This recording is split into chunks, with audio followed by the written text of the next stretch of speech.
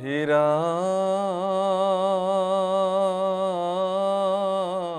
মৰা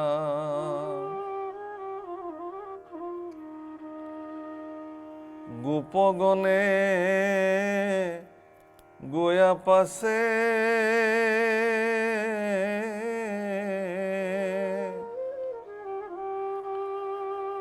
ব্ৰজত কহ কথা আচাৰ্য শুনিও নিৰন্তৰে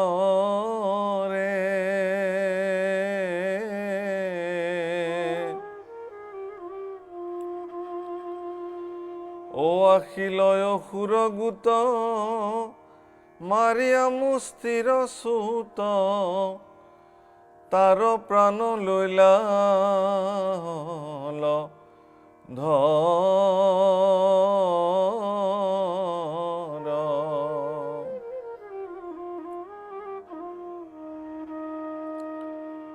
আৰ গৰু সমে আমা খাক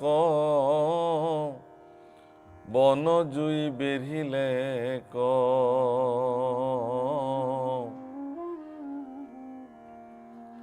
খেনে কতে পুৰি মৰুৱামি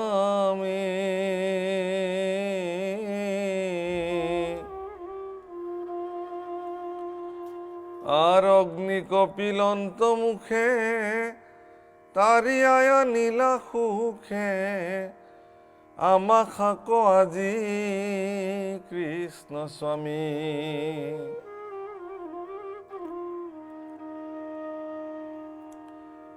হে মোৰ পৰম শ্ৰদ্ধেয় বাপসকল আইসকল, দশম স্কন্ধত মহাপুৰুষে ঈশ্বৰ পুৰুষৰ যিসমূহ লীলা, সেই লীলাসমূহ অতি সুন্দৰভাৱে প্ৰকাশ কৰি দেখুৱাইছে। ইয়াৰ মূল অৰ্থ হ'ল যে মনুষ্য জীৱনৰ যি চাৰি পুৰুষাৰ্থ সাধন থাকে, ধৰ্মৰ সাধন, অৰ্থৰ সাধন, কামনাৰ সাধন, মুখ্যৰ সাধন, ধৰ্ম অৰ্থ কাম মুখ্য, এই চতুৰ্বৰ্গ মুখ্য সাধনৰ বা এই চতুৰ্বৰ্গ মুখ্য সাধনক তৃণসমৰ দৰে গণ্য কৰিব পাৰে ভক্তসকলে যদি ঈশ্বৰৰ এই লীলাসমূহ শ্ৰৱণ কীৰ্তন কৰে। নামঘোষাত মাধৱ পুৰুষে লিখিছে, পৰম দুৰ্বোধ্য আত্মতত্ত্ব তাৰ জ্ঞান অৰ্থে হৰিযত লীলা অৱতাৰ ধৰা হৰি কৃপাময় তাহান চৰিত্ৰ সুধা সিন্ধু তাতে ক্ৰীড়া কৰি দীনবন্ধু চাৰি পুৰুষাৰ্থ তৃণৰ সম কৰে। অৰ্থাৎ যি আত্মতত্ত্ব পৰম দুৰ্বোধ্য তাক বুজিবলৈ বৰ টান, ঈশ্বৰ পুৰুষৰ তত্ত্ব বা ঈশ্বৰ পুৰুষৰ লীলাসমূহৰ তত্ত্ব বুজিবৰ কাৰণে বৰ জটিল, ই পৰম দুৰ্বোধ্য বুলি কৈছে। কিন্তু তাকতো জানিবও লাগিব, কাৰণ ঈশ্বৰৰ তত্ত্ব অনুভৱ নকৰিলে, উপলব্ধি নকৰিলে মনুষ্য জীৱনৰ সাৰ্থকেই নহয়। গতিকে সৰ্বতো প্ৰকাৰে এটি সাৰ্থক জীৱন কৰিবৰ কাৰণে, মনুষ্য জীৱনক সাৰ্থক কৰি তুলিবৰ কাৰণে, ঈশ্বৰ ভক্তিত নিজকে এগৰাকী সাধক হিচাপে নিৰ্মাণ কৰিবলৈ হ'লে আত্মতত্ত্ব উপলব্ধি কৰিবই লাগিব। গতিকে যাতে লোকৰ আত্মতত্ত্বটো উপলব্ধি হয়, তাৰ কাৰণে ভগৱানে লীলা অৱতাৰ ধৰা হৰি কৃপাময় প্ৰভু ভগৱন্তই অনেক প্ৰকাৰে লীলা কৰিবলৈ আৰম্ভ কৰিলে।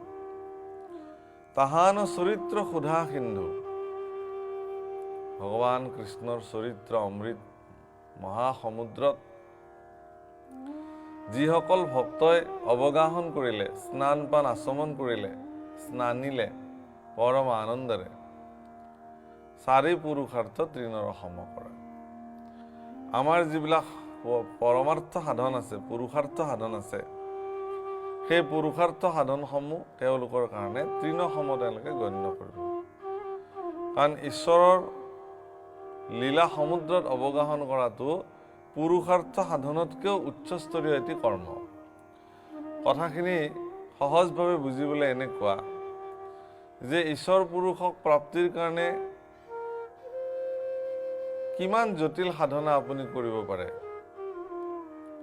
সেই সমস্ত জটিল সাধনাৰ ওপৰত অতি শ্ৰেষ্ঠতৰীয় আৰু উচ্চ সাধনাটোৰ নামেই হ'ল ঈশ্বৰৰ লীলাসমূহৰ সমুদ্ৰত, সেই অমৃত সমুদ্ৰত নিজকে অৱগাহন কৰাটো। গতিকে ভগৱান কৃষ্ণই শিশুসকলৰ আগত, গোপসকলৰ আগত সেই লীলাসমূহ বিশেষ ধৰণে কৰি দেখুৱাইছে। আৰু আজি গোপসকলে ব্ৰজত আহি সেই আশ্চৰ্য কথাসমূহ, সেই বিশিষ্ট লীলাসমূহ সমস্ত ব্ৰজবাসীৰ আগত বৰ্ণন কৰিলে।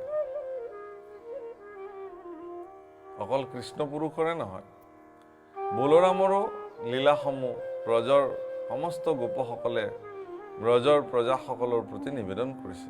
ক'লে যে প্ৰলম্ব নামৰ অসুৰ, সেই অসুৰক বলোৰামে আজি মুষ্টিৰ প্ৰহাৰেৰে নিধন কৰিছে। ভগৱন্ত পুৰুষে অৰণ্যত লগা সেই বনাগ্নিৰ পৰা আমাক গোপসকলক, গৰুসকলক উদ্ধাৰ কৰি লৈ আহিছে। আজি আমাৰ প্ৰাণ তেওঁলোকে বচাই লৈ আহিছে, নহ'লে আজি আমি মৰিলোহেঁতেন, এই বুলি তেওঁলোকে বৰ্ণন কৰিছে। আপোনাসবক এইখিনিতে এটি বিশেষ কথা কওঁ যে ভগৱন্ত পুৰুষৰ তিনিটা বৰিষ্ঠ লীলা ভগৱানে দুবাৰকে সাধন কৰিছে। ৰাসলীলা এবাৰ মাজতে অন্তৰ্ধান হৈছে, পুনৰ আহি ৰাসলীলা সম্পাদন কৰিছে।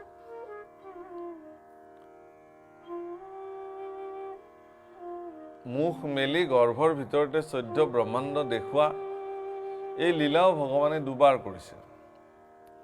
এবাৰ চলে হামি তুলি দেখাইলা মাওক, আৰু এবাৰ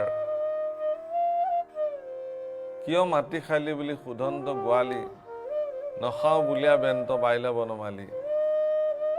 কিয় মাটি খালা বুলি সোধাতে মুখ মেলি দেখুৱালে যে মই মাটি খোৱা নাই।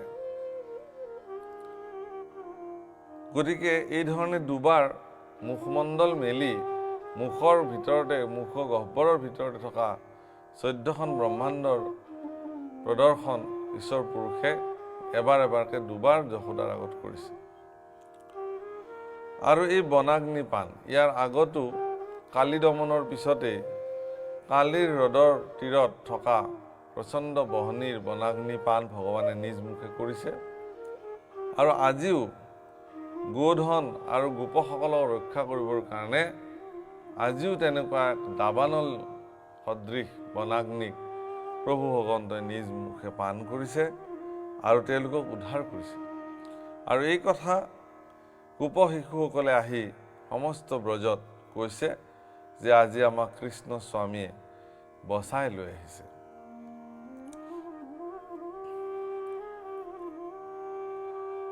হে ৰাম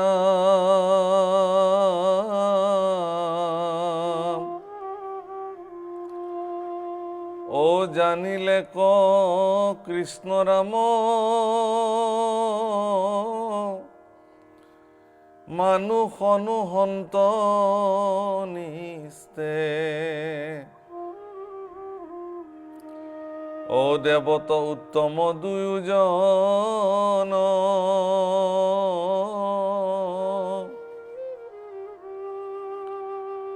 শুনি বৃদ্ধ গোপ খব ব্ৰজৰ যতে কনাৰী, সবাৰ বিস্ময় ভৈলা মন।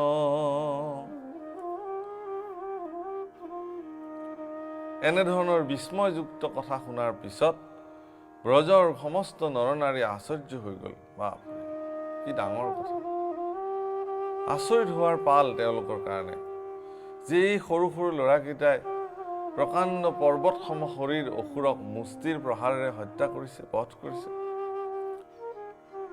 প্ৰচণ্ড দাবানল অগ্নি বনাগ্নিত লাগিছে আৰু সেই বনাগ্নি তেওঁ পান কৰিছে। গতিকে তেওঁলোকে জানিলে যে এই ৰামকৃষ্ণ মানুহ নহয়,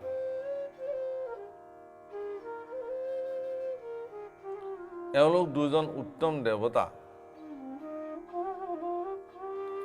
মহাপুৰুষে বৰগীতো লিখিছে, ৰামকৃষ্ণ নুহন্ত মানুহ তাৰা দুই পৰম পুৰুষ।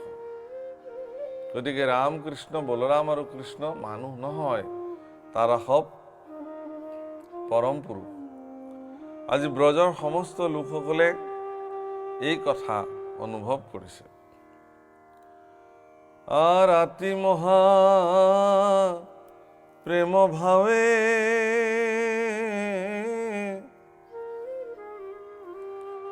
বিৰিয়া দুই ভাক চাৱে, পৰম হৰি সয়ূৰ্ধ মুখে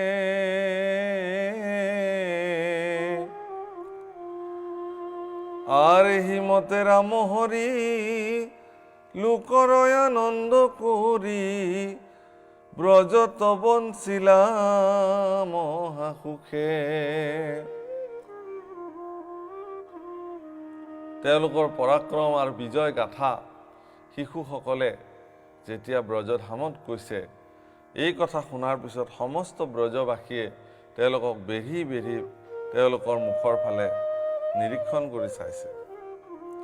আৰু এই ধৰণে বলৰাম আৰু কৃষ্ণই ব্ৰজধামৰ লোক সমস্তৰ মাজত পৰম আনন্দ আৰু মহাসুখে দিনবোৰ কটাবলৈ আৰম্ভ কৰিলে।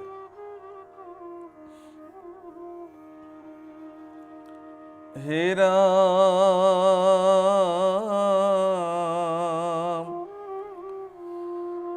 ও জন্ম কন কৰ বৃথা,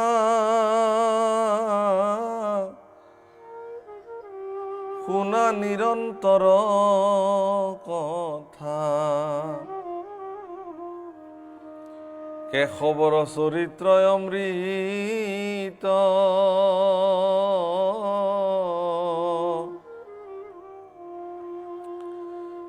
আৰ সুখে সংসাৰ কতৰা, কুলকৈ উদ্ধাৰ কৰা, পিতৃলোক হৌক কৃত কৃত।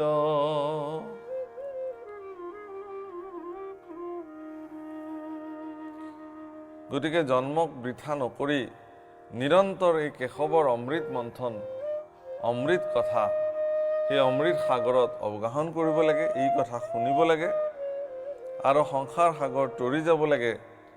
কুল বা বংশৰ কাৰণে এই ৰাস্তা এৰি থৈ তেওঁলোককো উদ্ধাৰৰ পথ দেখুৱাব লাগে। আৰু যিসকল ইতিমধ্যে পিতৃলোক প্ৰাপ্ত হৈছে, দেৱলোক প্ৰাপ্ত হৈছে, তেওঁলোকৰো যাতে আত্মাই পৰিতৃপ্তি লাভ কৰে, তাৰ কাৰণে প্ৰতিজন মনুষ্যই ভক্তি কাৰ্য জগতত সম্পাদন কৰিবই লাগিব। যদি ভক্তি কাৰ্য সমাপন নকৰি অন্য মাৰ্গেৰে তেওঁলোকে ঈশ্বৰ প্ৰাৰ্থনা কৰে, ঈশ্বৰ সেৱা কৰে, তেতিয়াহ'লে তেওঁলোকৰ ভৱিষ্যত পুৰুষ, উপৰি পুৰুষ এইসকল কেতিয়াও সন্তুষ্টি নহয়। নামঘোষাত মাধৱ পুৰুষে লিখিছে, যাৰ পুত্ৰ সবে ঐত হৰিত শৰণ লৈয়া, হৰিগুণ গাৱে শুদ্ধ ভাৱে, দধি দুগ্ধ ঘৃত মধু নদীৰ জল কপিয়া, পিতৃগণে ত্ৰিপিটিক পাৱে। অৰ্থাৎ এই জাগতিক জগতত যিসকল সতী সন্ততিয়ে ঈশ্বৰৰ নাম ল'ব, তেওঁলোকৰ যিসকল পিতৃলোক পাইছে, ইতিমধ্যে তেওঁলোকে ইহলীলা সম্বৰণ কৰিছে, সেই বংশাৱলীৰ প্ৰতিজন বংশৰ সেই সুসন্তানসমূহে আপুনি কৰা হৰিনাম কীৰ্তনৰ ফলশ্ৰুতিত তেওঁ তাতেই থাকি পৰম নাম অমৃত পান কৰাৰ সুযোগ পাব। যদি আপুনি ইহ জগতত হৰিনাম কীৰ্তন নকৰে, তেতিয়াহ'লে পৰলোকত থকা আপোনাৰ পিতৃকুল তেওঁলোক কেতিয়াও উদ্ধাৰ নহ'ব। হে ৰাম,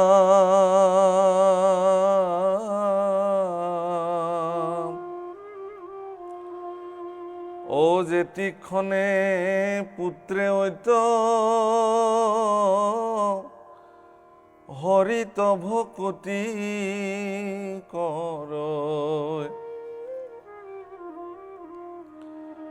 ধৰৈ গুণ নাময়ে কমতি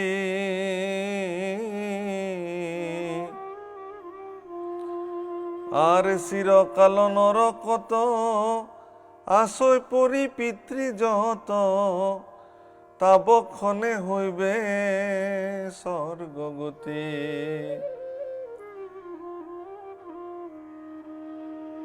আপুনি যদি ইহ জগতত শুদ্ধভাৱে হৰিনাম ল'ব পাৰে তেতিয়াহ'লে আপোনাৰ পিতৃ পুৰুষসকল যিসকল ইতিমধ্যে এই জগতৰ পৰা আঁতৰি গৈছে তেওঁলোকে নৰকত থাকিলেও তৎক্ষণাৎ গৈ তেওঁলোকৰ স্বৰ্গ প্ৰাপ্তি হ'ব।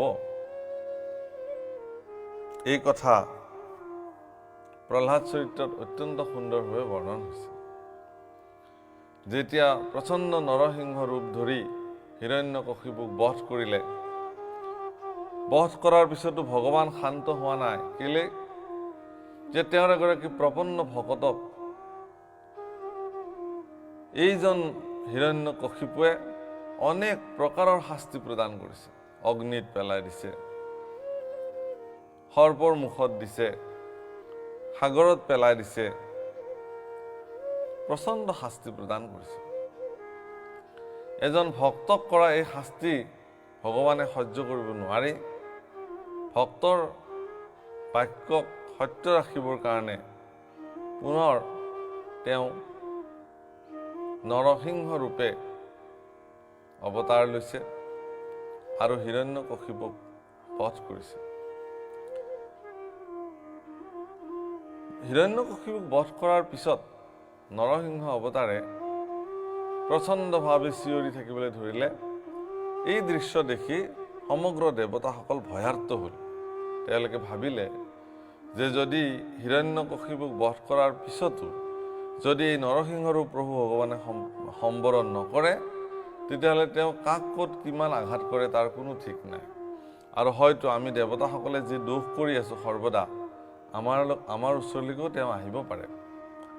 সেইকাৰণে তেওঁলোকে ততাতৈয়াকে ব্ৰহ্মাৰ ওচৰলৈকে গ'ল আৰু ব্ৰহ্মাদেৱে তেওঁলোকক পৰামৰ্শ দিলে যে তোমালোকে যোৱা, যাই ঈশ্বৰৰ ওচৰত তোমালোকে প্ৰাৰ্থনা কৰা।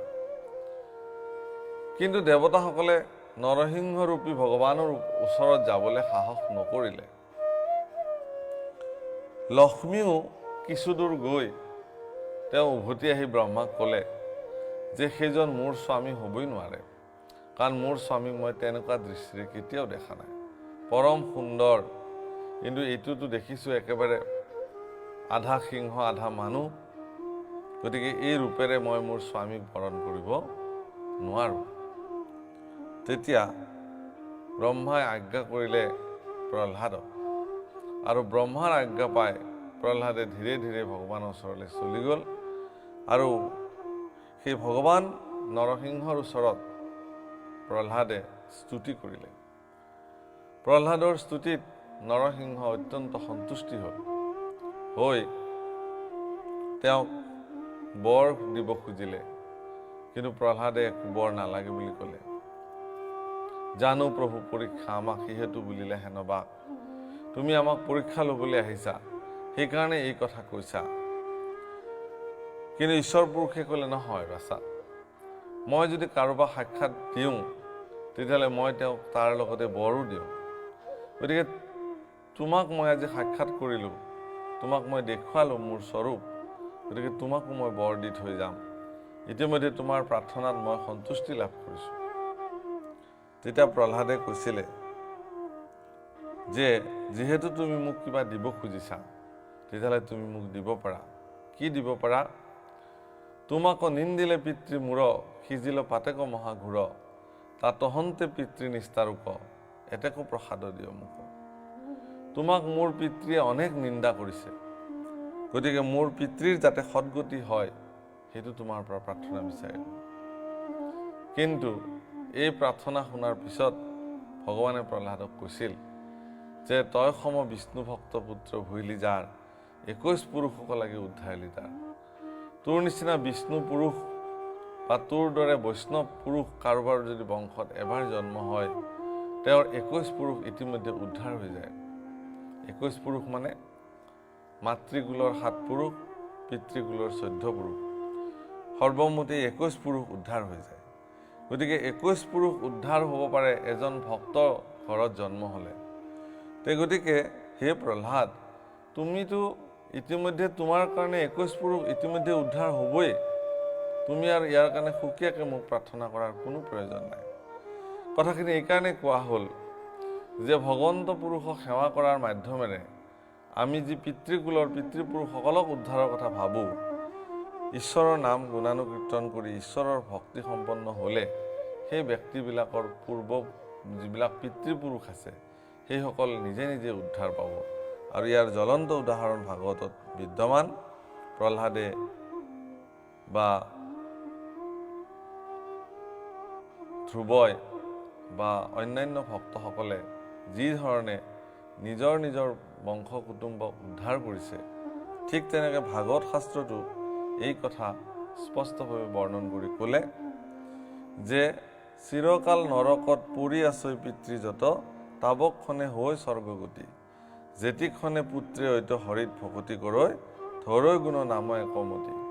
যদি এইখন জগতত কোনোবাই ঈশ্বৰৰ ভকতি কৰি ঈশ্বৰৰ নাম গুণ একান্ত মতিভাৱে কৰে, তেতিয়াহ'লে তেওঁলোকৰ পিতৃপুৰুষ নিজে নিজে নৰকৰ পৰা স্বৰ্গলৈ গতি কৰে।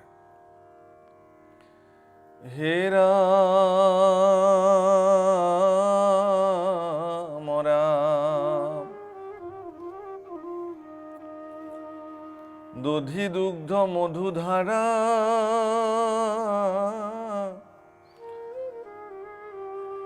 বহৱে মুখক লাগি, আর হুন্ত পিয়া পরম তৃপ্তি,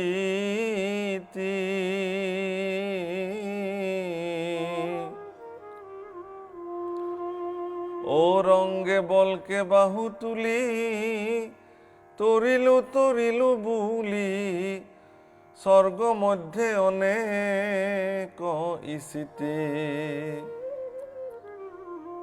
আৰু সেই পিতৃপুৰুষসকলে দধি দুগ্ধ ঘৃত মধু সকলো পান কৰে আৰু তেওঁলোকে পৰম আনন্দৰে স্বৰ্গৰ পৰা আনন্দ কৰে যে আমি তৰিলোঁ, কাৰণ আমাৰ বংশত এজন হ'লেও কোনোবা ভক্ত হ'ল বা ভক্তি পৰায়ণ হ'ল, গতিকে আমাৰ আৰু চিন্তা নাই। হে ৰাম হেন হৰি ভকতিৰ পৰম মহিমা জানি, সদায় কৃষ্ণত কৰাৰতি,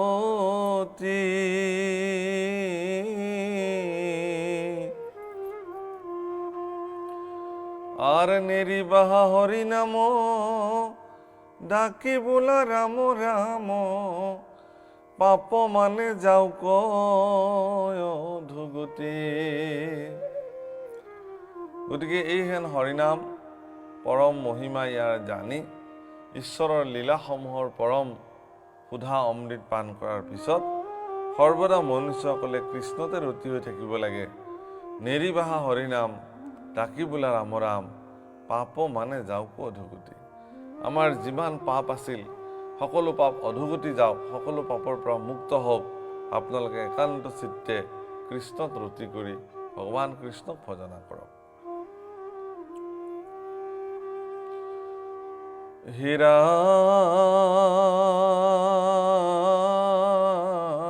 ৰাম, শুকমুনি পৰীক্ষিত ৰাজাত কহিল,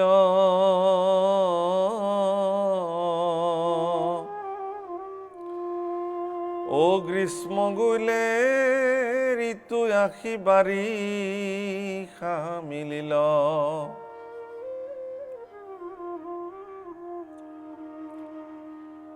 হেরাম বিবিধ মণ্ডলে কর সূর্যর প্রকাশ,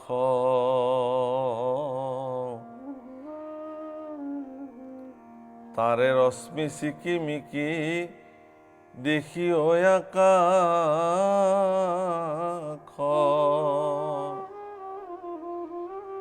এই ধৰণে দিন বাগৰিছে, ৰাতি বাগৰিছে, সময় বাগৰিছে আৰু ব্ৰজধামত প্ৰভু ভগৱন্তই নিৰন্তৰে লীলাসমূহ কৰি গৈছে। এনেকে গ্ৰীষ্ম ঋতু শেষ হ'ল, এতিয়া বৰ্ষা ঋতু আহি সমাবেত হৈছে। যে বৰ্ষা ঋতু আহিছে, বিবিধ মণ্ডলে সূৰ্যৰ প্ৰকাশিত হৈছে। সূৰ্যৰ চিকমিকা পোহৰ বা ৰশ্মি সমস্ত আকাশ আলোড়িত কৰিছে। বহে সৰ্ববায়ু নুশুনিয় মাত বোল, গগনক ঢাকি মহা মেঘৰ আন্দোল। তীব্ৰ গতিৰে বতাহ ববলৈ ধৰিছে বাৰিষা, কাৰো যেন কোনেও মাত বোল নুশুনে আৰু আকাশখনেও তেনেকে গৰ্জি গৰ্জি থাকিবলৈ লৈছে। হে ৰাম,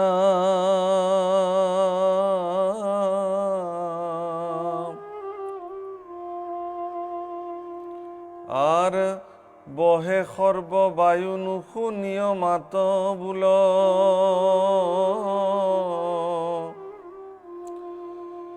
ও গগনক ঢাকি মহামেঘৰ আন্দোল।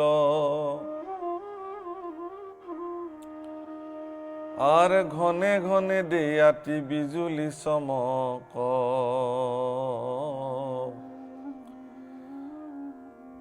লাগৈ মিৰি আখি চকুত জমক।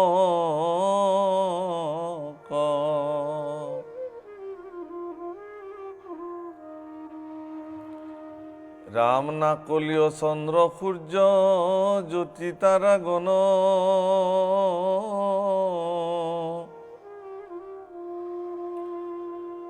ও যেন জীব আত্মা শরীরতে ভইল ছন্ন।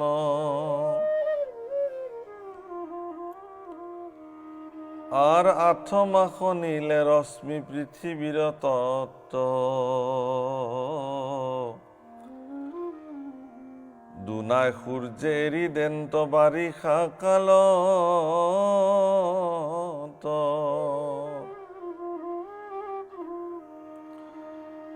বৰ্ষাৰ বৰ্ণনা মহাপুৰুষ শংকৰদেৱে ভাগৱতত কৰিছে, শৰতৰো বৰ্ণনা মহাপুৰুষে ভাগৱতত কৰিছে। আৰু এই দুটা ঋতুৰ বৰ্ণনা ইমান নিখুঁত আৰু পৰিকল্পিতভাৱে মহাপুৰুষে কৰিছে যে যাক শুনিলে ভাল লাগে। তীব্ৰ গতিৰে বায়ু বলিছে, তাৰ লগে লগে বিজুলী চমক, এই ধৰণে বাৰিষা কাল আৰম্ভ হৈছে। হে ৰাম,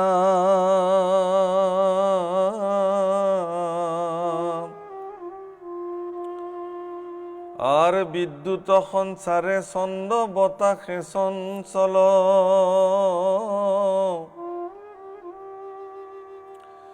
নিৰন্তৰে মেঘগণ বৰিশিল জল।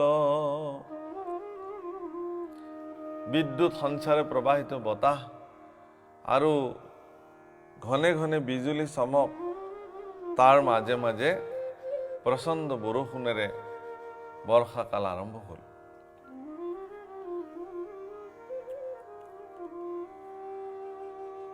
আৰ খালবাম ভৰি ভূমি ভাগিবই জান, যেন মহা মহন্তে দূষিক দিল দান।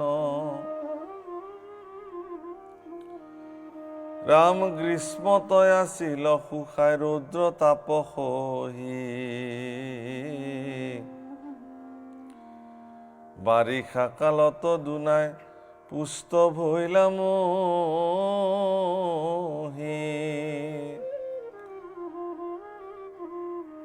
গ্ৰীষ্ম ঋতুত যেনেকে গছলতা শুকাই গৈছিলে, বাৰিষা আকৌ পুনৰ পানী পাই পৃথিৱীৰ সমস্ত বৃক্ষ, পৃথিৱীৰ সমস্ত গছ গছনি নতুন জীৱন পোৱাৰ নিচিনাকে তেওঁলোক উজ্বলি উঠিছে।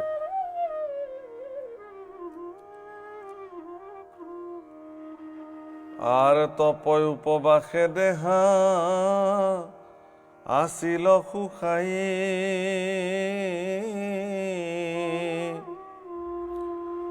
ও দুনাই ভোগ বুজিলা তই আপুনি পুঠাই আরে জুইর আঙ্গনি জলয়াতি বাড়ি খানি খাত নকৰ প্ৰকাশ তাত নক্ষত্ৰে সাক্ষাৎ